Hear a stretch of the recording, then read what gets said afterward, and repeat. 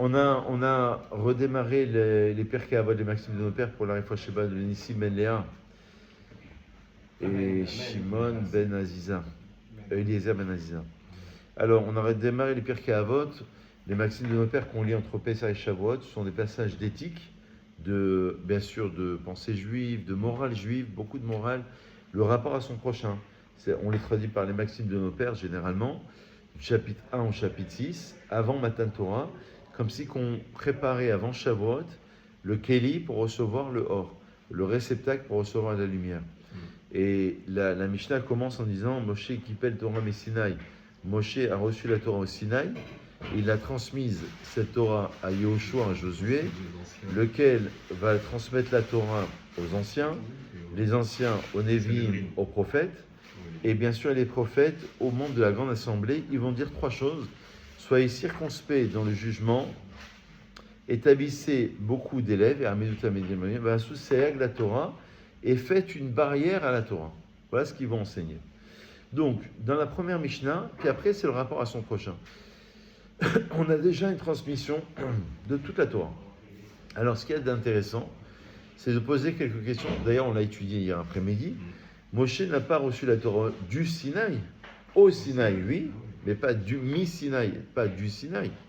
Et au contraire, il a reçu la Torah, comment dire. Ah, merci beaucoup. Hazak, monsieur Emmanuel. Amen. Hazak. Merci beaucoup. Il paraît qu'il était noir, Moïse, c'est vrai ça? Non, sa femme, elle était éthiopienne. Ah, sa femme était... Ah, donc il a reçu la Torah, pas du Sinaï, il a reçu la Torah au Sinaï. Et la réponse qu'on a donnée, c'est que le leitmotiv de la première Mishnah, c'est que pour recevoir la Torah, il faut apprendre à recevoir. Moshe Kibel. Il faut apprendre, ça veut dire que c'est comme si on faisait abstraction de toutes nos connaissances, de tout ce que l'on sait, de tout ce qu'on a pu apprendre. On nous pose une question de la halakha, alors si je ne connais pas, je vais aller voir dans les livres. Et si j'ai un doute, je vais poser la question à un rav. Et nous-mêmes, à d'autres rabbanim, et d'autres rabbanim peut-être pour les grandes questions. De l'euthanasie, de la médecine, de la vie, de la mort, du suicide. Il y a des questions qui sont brûlantes, que nous-mêmes, on ne peut pas décider. Donc nous-mêmes, on va s'en référer à des dayanim. Et parfois, les dayanim, les juges rabbiniques, eux-mêmes, ou dans une conversion un peu complexe, ou les enfants adultérins, vous savez, mamzerout, etc., on n'a pas la science infuse. Alors, parfois, c'est au gdolé en l'âme, au grand de la génération. Donc, le leitmotiv, avant de recevoir la Torah à Shavuot, il y a 50 jours, 7 semaines. Et Jonathan, le but, c'est de réparer le rapport entre l'homme et son prochain. Et pour réparer ce rapport entre l'homme et son prochain, Boker Tov, il va falloir justement travailler la relation. Et pour travailler cette relation, il faut déjà apprendre à recevoir. Donc le leitmotiv, c'est recevoir. Moshe Kibel. Et pourquoi du Sinaï? Parce que le Sinaï, le Talmud nous enseigne, c'était la plus petite montagne, et c'est symbole d'humilité. Dieu n'a pas décidé de révéler la Torah sur le Mont Blanc. On aurait pu avoir le Mont Blanc. Har Lavan, la montagne blanche, le Mont Blanc, d'accord? Alors, il a décidé la plus petite montagne, symbole d'humilité, comme si qu'on disait que la Torah s'apprend à partir de l'humilité. La Gemara, le Talmud va enseigner cela de manière plus approfondie et va dire que justement, l'eau, Enaïm et la Torah. Le Talmud fait la similitude entre l'eau et la Torah. Pourquoi? Parce qu'on ne peut pas vivre sans eau. On ne peut pas vivre sans Torah plus de 3 jours. C'est pour ça qu'on sort la Torah lundi matin, jeudi matin, samedi matin, samedi après-midi, plus Rosh Chodesh, fête, etc. Mais dans une semaine normale. Plus de 3 jours, on ne peut pas vivre sans eau. Plus de 3 jours, notre âme, elle est assoiffée. Donc tous les jours, on doit renouveler, Jonathan, cette Torah. Et on doit renouveler un petit peu cette connexion avec Hachem. Et le but, c'est de dire que, de la même manière que l'eau part d'un endroit qui est élevé vers un endroit qui est bas, et ben la Torah, c'est la même chose. Elle va chez les personnes qui sont humbles. L'humilité. Moshe Kibel Torah. Ça, c'est un premier point. Deuxième point, évoqué par la Mishnah, nos Pirkei Avot et Maximes de nos pères, que vous pouvez retrouver dans plusieurs éditions, plusieurs traductions, qu'il faut... Moi, je dis toujours chaque année, c'est le livre de chevet, parce qu'il y a beaucoup de morale, il y a beaucoup de... le rapport à l'autre, il y a beaucoup de... D'ailleurs, c'est la réparation par rapport aux élèves de Rabbi Akiva qui sont morts parce que les uns ne respectaient pas les autres. On va dire le terme Messira, transmettre à Josué. Alors que le terme Messira n'apparaît pas dans la suite. Par exemple, Zekenim, Linvim, on n'a pas dit qu'ils vont transmettre. On suppose, bien sûr qu'on comprend par déduction qu'ils vont transmettre. Mais là, l'idée, c'est de dire que le Rov, la majorité de la Torah, a été transmise à Josué. Et après, ça va s'amoindrir. Mais la plupart de la Torah, puisque Moshe est comparé au soleil, celui qui donne, et Josué à la lune, celui qui reçoit. Moshe correspond à une génération, et Josué déjà une autre génération. Voilà une première Mishnah qui est évoquée. Donc on les appelle Pirkei Avot, parce que c'est l'enseignement de la morale de nos pères. Av, c'est le père. Et Avot, ce sont les pères, les maximes de nos pères. Ça veut dire par rapport à la transmission, par rapport à la génération. Ce qui m'a intéressé, c'est que dans une autre Mishnah, il est dit que le monde repose sur... Moi, je vais prendre un verre d'eau, ça ne te dérange pas. Merci. Le monde repose sur 3 piliers. À la Torah, vers la Avoda, vers Gmilut Chassadim. Le monde repose sur la Torah. Sur la Avoda, 2 explications. Soit la Avoda, ça veut dire le service, le travail. Ça veut dire soit le service, merci, des Kohanim dans le temple, soit la prière qui est appelée Avoda. Comme c'est écrit dans le Shema Israël, Ovdo Bechol Evachem, vous servirez Dieu de tout votre cœur. Quel est le service qui est dans le cœur? C'est la prière. La prière, c'est comme on l'a fait ce matin, merci beaucoup. C'est une manière de se rapprocher d'Hachem, une manière de ressentir Hachem, une manière de servir Hachem, ça veut dire d'être en connexion avec Hachem. Et le 3e pilier sur lequel le monde repose, c'est bien sûr le chesed, la bonté. Dans la dernière Mishnah du premier chapitre des Pirkei Avot, il est enseigné que le monde repose sur 3 choses: à la din, à la shalom, à la emet. Et shivtu b'sharechem. À la din, sur la rigueur, shalom, la paix, et à la emet, sur la vérité. Alors certains disent qu'on peut mettre en relation ces 2 Mishnayot, Rabban Gimel et Shimon HaTzadik, qui les ont enseignés respectivement. Soit on dit que le Emet, c'est la Torah. Torah Temet, Natan, la Torah, c'est une Torah de vérité. Le Din, c'est la Avoda, le service, parce que c'est la rigueur. Servir dans le temple, c'est une rigueur. Et le Shalom, c'est le Chesed.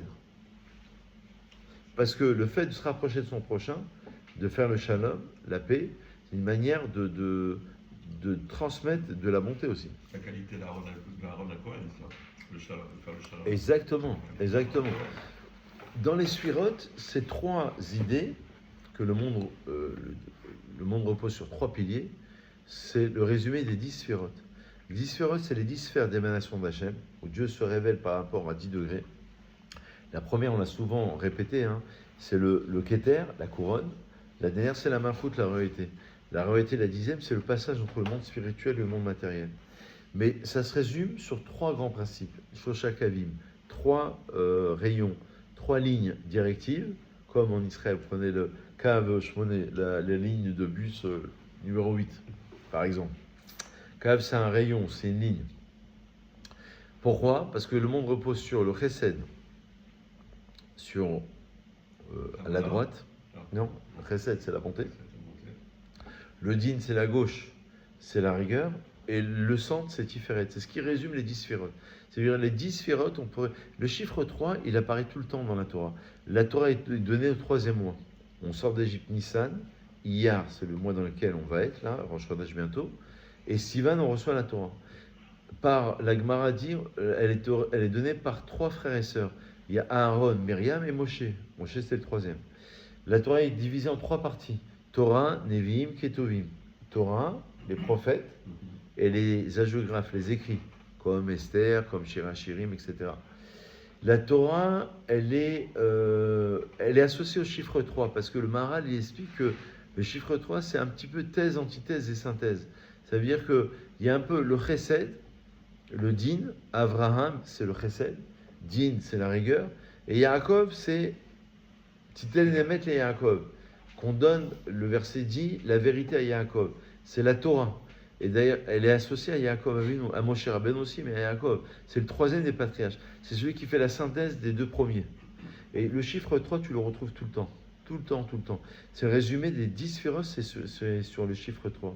Le chiffre 1, il est important parce que c'est l'unité. Le chiffre 2, c'est le début de la Torah, c'est la dualité. Le jour, la nuit, l'homme, la femme, Gan Eden, Geinam, Yetzer Hara, Yetzer Tov, penchant du bien, penchant du mal. C'est la dualité. Mais le chiffre 3, c'est celui qui va résumer les trois. Donc le monde repose sur ces trois piliers. D'accord? Din, Shalom et Emet. Ou alors, on a dit Chesed, le Chassadim, la Avoda, et. Et Tzedaka. Non. Non, Chesed. Alors. Non, Chesed, Avoda. Din. Oui, mais dans l'autre Mishnah, Chesed, la Torah Avoda. repose sur la Torah, Ouais, Torah, Avoda et Gimel Chassadim. D'accord? Torah, Avoda. Avoda, c'est le service et la rigueur, associé au din de l'autre Mishnah. Le Chesed, ben, c'est le Shalom. Et bien sûr, la Torah, c'est le Emet. Torah Temet. Natal Nanou. C'est une Torah de vérité. Voilà une deuxième Mishnah qui est très très importante. Ça, c'est ce qu'on enseigne dans les Pirkei Avot. Une troisième et dernière Mishnah que je voulais vous faire avec vous ce matin. Une Mishnah qui paraît simple, mais qui est un petit peu compliquée à comprendre. C'est que ne soyez Atignos Ishsocho, il a enseigné, il a reçu la Torah, alors il a transmission, hein, et chaque rave a reçu de tel rave et de tel rave, on remonte jusqu'à Moshe Rabbeinu. Et il a dit, ne soyez pas comme les élèves qui servent leur maître afin de recevoir une récompense, mais soyez comme les élèves qui servent leur maître afin de ne pas recevoir de récompense. Alors, c'est des Ish Sadok, l'homme de Sadok, ça va donner naissance aux Sdukim. Les Sadducéens vont s'opposer dans l'an 0 à peu près aux pharisiens et aux Esséniens. Il y aura plusieurs sectes dans l'histoire du peuple juif. Les Sadducéens, ils vont croire qu'en la Torah écrite et pas la Torah orale. Les Esséniens, ça va être l'origine des chrétiens. D'accord? Ça va être l'origine. Et les pharisiens, c'est les juifs orthodoxes. Donc, les prochim, ceux qui sont séparés littéralement. Et d'où ils ont tenu leur origine, dit le Rabbi Obadiah de Barthénora, c'est écrit dans le Talmud. Ces deux élèves-là, si je me trompe, je dis une bêtise, c'est pas d'Antigonos, c'est de. Exactement. Ces deux-là qui ont délié. Exactement. Parce qu'ils ont dit, mais si on n'a pas de récompense, qu'est-ce que les rabbins ils vont lui dire? Ils vont lui dire, ne servez pas à Dieu afin de recevoir une récompense. Bon, d'accord. Mais eux, ils ont compris, il n'y a pas de récompense. Il faut servir Dieu afin qu'il n'y ait pas de récompense. Ils l'ont interprété comme ça. Alors, ils ont commencé à émettre des doutes. Et à partir de ces doutes-là, ils ont commencé à se séparer. Et malheureusement, dans l'histoire, bon, ça a très peu tenu, mais il y a eu beaucoup de périodes historiques. Il y a eu les Karaïtes, par exemple. Les Karaïm, ils croyaient qu'on la Torah écrite, pas orale. Et aussi, pardon. Oui. C'est eux qui ont trahi Guédalea, je crois, non? À un moment. Il me semble que c'est les séductions. Peut-être. Peut-être, je ne sais pas. Mais en tous les cas, l'idée, c'est de dire qu'il y a eu plusieurs périodes historiques où il y avait des gens qui ne croyaient qu'en la Torah écrite, pas orale. Et ça a posé problème de fond. Parce que la Torah écrite, nous, on peut la comprendre qu'à travers la Torah orale. La Torah orale, c'est la Mishnah et le Talmud. C'est la manière selon laquelle les rabbins vont l'interpréter. Et c'est important parce qu'ils vont donner le cadre. Deux exemples dans la Torah. Il y a 1000 exemples, hein, mais deux exemples. Œil pour œil, dent pour dent. Nous, on a compris dans le dédommagement. On a dit, c'est pas dans le sens premier. Eux, ils vont le dire, eh ben, tu me crèves un œil, je te crève un œil. Œil pour œil. La loi du talion, on appelle ça. Ça a existé, ça, au début du judaïsme. Ça a tout le temps existé. Ça a tout le temps. Ça a tout le temps. Il y a eu des périodes d'arrêt, mais c'est tout le temps revenu en disant c'est les rabbins qui ont interprété, ils l'ont mal interprété, la génération a évolué. Et nous, c'est un problème de fond parce que nous, on considère que la Torah, elle traverse l'histoire. Que la Torah, elle doit s'adapter à toutes les générations. Et que, ou alors ça voudrait dire qu'on l'a mal compris et on l'a mal interprété, on l'a mal approfondi. Et au contraire, nous, on va défendre ça en disant cette Torah-là, elle est valable pour toutes les générations. Sinon, ça veut dire que tu réduis la Torah. Et à partir de cela, malheureusement, il va y avoir des générations qui vont s'écarter. Alors, imaginez-vous une Mishnah qui paraît simple, ne servez pas Dieu afin de recevoir une récompense. C'est très bien. À partir de cela, ils vont le déduire autrement.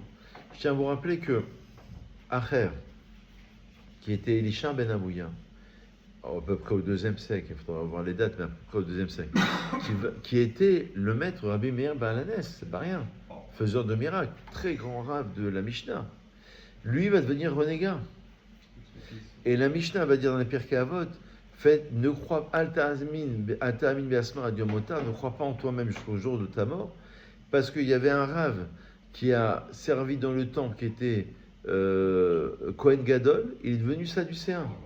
Il a tout abandonné. Pendant 80 ans, il est servi dans le temple. Ne crois pas en toi-même jusqu'au jour de ta mort. Et Elisha ben Avouya, qui était un des plus grands, est devenu renégat. Pourquoi? Parce qu'il y a 2 mitzvot dans la Torah où il est écrit, vous vous rappelez, la longévité, respecter ses parents et accomplir la mitzvah du nid d'oiseau, renvoyer la mère oiseau qui est posée sur les petits et prendre ensuite les petits. Et lui, il a vu un enfant qui a fait cela, il est tombé de l'arbre, il est mort. Il a dit la Torah, elle a tout faux, puisque la Torah, elle t'assure la longévité. Un enfant, je ne sais pas quel âge il avait, 7, 8 ans, 10 ans, son père lui demande de faire cette mitzvah, donc il réalise les 2 mitzvot en même temps du nid d'oiseau, il tombe, il meurt. Et là, jusqu'à ce que les Chachamim ont dit, mais non, il faut l'interpréter autrement. La longévité, c'est le monde futur. Ashrecha ba'olam hazeh, vetov lach le'olam haba. Et la longévité, c'est pas forcément dans ce monde-ci, ça peut être dans le monde futur. Parce que quelqu'un qui meurt, en fait, il se défait de son enveloppe matérielle, corporelle. Mais d'ailleurs, quand on fait l'ashkava, on dit oler les bêtes orlamo. Il va dans son monde. Et où il va? Il va où? Il est mort. Et tu l'enterres, il est sous terre. On appelle les cimetières en Israël. Bet Hachaim. Bet Hachaim, la maison des vivants. Parce qu'une vie continue. Il se défait de son enveloppe corporelle, matérielle, physique, mais l'âme continue à exister. Donc les rabbins ont dit, mais non, ces textes-là de la Torah, il faut savoir les interpréter. Ou alors, un autre exemple, n'allumez pas de feu le jour du Shabbat. Alors, ils ont dit, il ne faut pas avoir de feu, ni lumière électrique, ni rien, on va manger dans le noir. Et les rabbins ont dit, mais non, le feu, tu l'allumes avant ou après, mais pas pendant Shabbat. Alors le feu, ça peut être d'après le Zohar, la colère, de ne pas s'emporter, le feu qui est en nous, la passion, l'orgueil, etc. Mais dans le sens premier, tu peux allumer avant Shabbat. Eux, ils ont dit, ben non, la Torah, elle dit, n'allume pas de feu, donc il ne faut pas qu'il y ait de feu. Donc la Torah, c'est un cadeau précieux, mais à partir de cette Mishnah, on a vu les déviances, et on a vu malheureusement l'abandon de la tradition, et nous, on veut dire, la Torah en a 2 sens, c'est pour ça, Moshe Kibel Torah Messinaï, qu'à partir du moment où il y a une réception, tu ne peux pas être autodidacte dans la Torah, tu es obligé de recevoir. Moi, je l'ai reçu d'un maître, ce maître a reçu de ce maître, et tu remontes 33 siècles jusqu'à Moshe Rabbeinu. C'est la fameuse question, Mimi qui balta. Exactement. Les gens qui veulent prendre la parole en public, les gens qui veulent donner des Exactement. leçons.